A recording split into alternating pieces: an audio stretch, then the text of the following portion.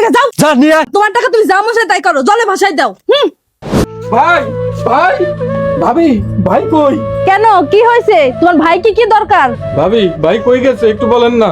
এত ইমার্জেন্সি কি দরকার আমার কাছে বলা যায় না? ভাবি আপনি তো জানেন আমার স্ত্রী 7 মাসের গর্ভবতী। সকালবেলা টিউবওয়েল পরে কাজ করতে যায়, আসার খাইয়ে অনেক রক্তক্ষরণ হইতেছে। আমি ওর হসপিটালে নিয়ে গেছি, ডাক্তার কইছে দ্রুত সিজার না করাইলে বাচ্চার মা দুজনের একজনকে বাঁচানো যাইবো না। তাই এখন আমরা কি করতে পারি? ভাবি আমার 20,000 টাকার খুব দরকার। 20,000 টাকা মুখের কথা নাকি?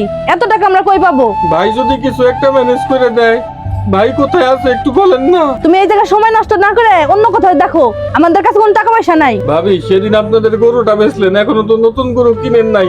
সেখান থেকে আমার 20,000 টাকা দেন না, আমি কিস্তি উঠিয়ে আপনার টাকা ফেরত দিয়ে দিবনি।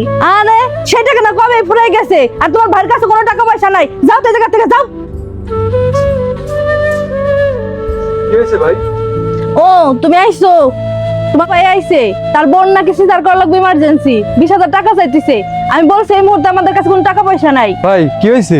আর ভাবি হসপিটালে কেন? ভাই রে, তোর ভাবি সকালবেলা টিউবওয়েল পরে কাজ করতে যায়, আসার খায় প্রচুর রক্তক্ষরণ হয়েছে। আমি ওরে ডাক্তারের কাছে নিয়ে গেছি। ডাক্তার কয় কি সিজার না করাইলে গর্ভের বাচ্চা আর তোর ভাবি কাউরেই বাঁচানো যাইবো না। তাই টাকার সন্ধানে তোর কাছে একটু আইছিলাম। তা তোর বউ কইলো তোর কাছে নাকি কোনো টাকা নাই। এখন আমি টাকাটা কোনে পাই রে ভাই? টাকা নাই মানে? এই তোমরা না কয়েকদিন আগে গরু বেচার 1,60,000 টাকা দিলাম, ওই টাকায় কি করছো? 1,60,000 টাকার কথা যে বলো, 1 লাখ টাকা তো গয়নার ঘরে দিয়ে আইছি, আর 50,000 টাকা আমার ছোট ভাই নিছে ব্যবসা করার জন্য, আর 10,000 টাকা থাকে। আমি একটা ড্রেসিং টেবিল কিনতে চাইছি না। আর রাখ তো ড্রেসিং টেবিল, 10,000 টাকা ঘরে আছে না, ওই 10,000 টাকা নিয়ে আয়। যা নিয়ে আয়, টাকা রয়েছ। এ নাও তোমার টাকা, তোমার টাকা তুমি যা মনে তাই করো, জলে ভাসাই দাও।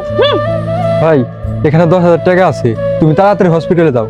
এই মুহূর্তে তোমার ভাবির পাশে থাকা খুব দরকার।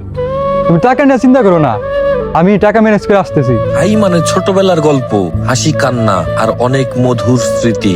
যত দূরেই থাকি না কেন, ভাইয়ের ভালোবাসা সব সময় হৃদয়ে থাকে। ভাই শুধু রক্তের সম্পর্ক নয়, আত্মার সংযোগ।